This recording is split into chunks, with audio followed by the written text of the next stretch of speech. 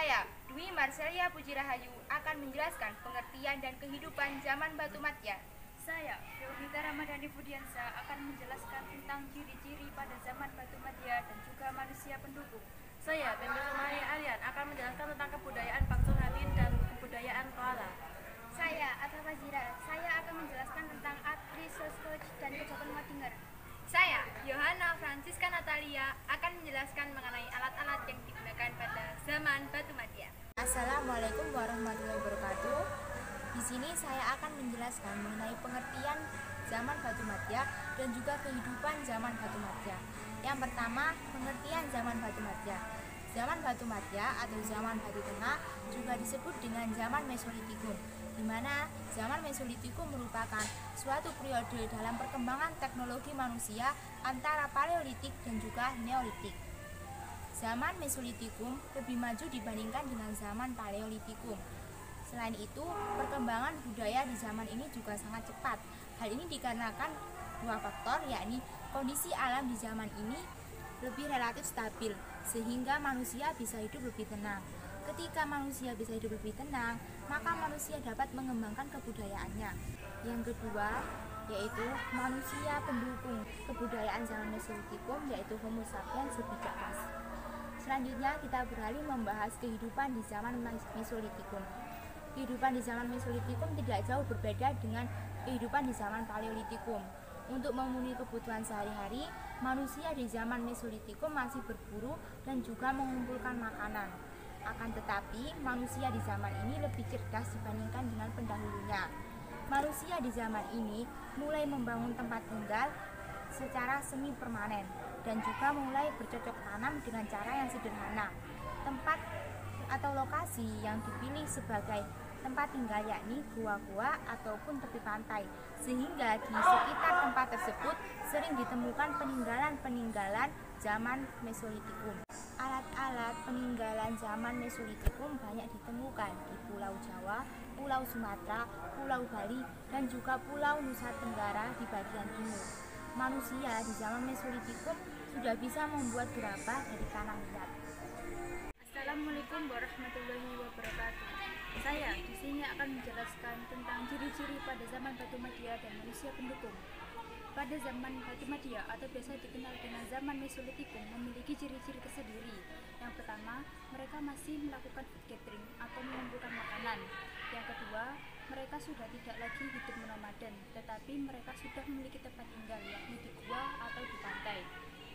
Yang ketiga, mereka sudah mampu bercocok tanam dengan menggunakan alat-alat yang sederhana. Yang keempat, mereka bisa membuat alat-alat sederhana dari gerabah, meskipun alatnya sedikit mirip dengan zaman Paleolitikum, yakni dengan menggunakan batu kasar. Manusia pendukung pada zaman Manusia purba pada zaman Mesolitikum memiliki kecerdasan lebih tinggi daripada zaman Paleolitikum.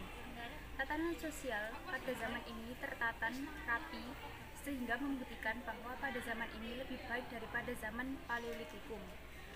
Contoh manusia purba pada zaman Mesolitikum yakni bangsa Melanozoik.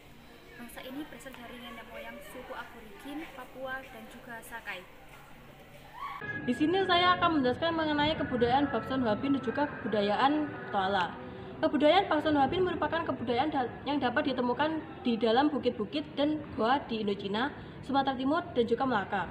Dalam goa tersebut dapat ditemukan batu giling. Di dalam kebudayaan ini, jika ada seseorang meninggal, maka jasadnya akan diposisikan berjongkok dan akan diberi cat merah. Cat merah tersebut bertujuan untuk mengembalikan hayat kepada mereka yang masih hidup. Yang kedua adalah kebudayaan Toala. Dalam kebudayaan ini, sebagian besar alatnya terbuat dari batu yang menyerupai batu api dari Eropa.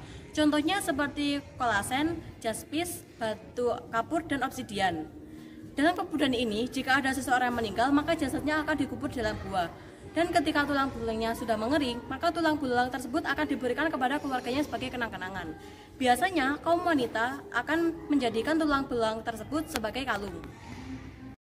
Tentang Apri Sosroch dan Kejapan Madinger. Yang pertama adalah Apri Sosroch.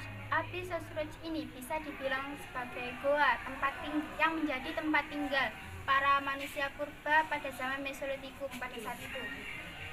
Fungsi dari goa ini tentu menjadi rumah dan tempat berlindung pada keadaan cuaca hujan dan panas, dan berlindung dari binatang buas. Abri Sosroch ini pertama kali diteliti oleh Dr. Van Steenkelenfels pada tahun 1928 sampai 1931 di Goa Lawa.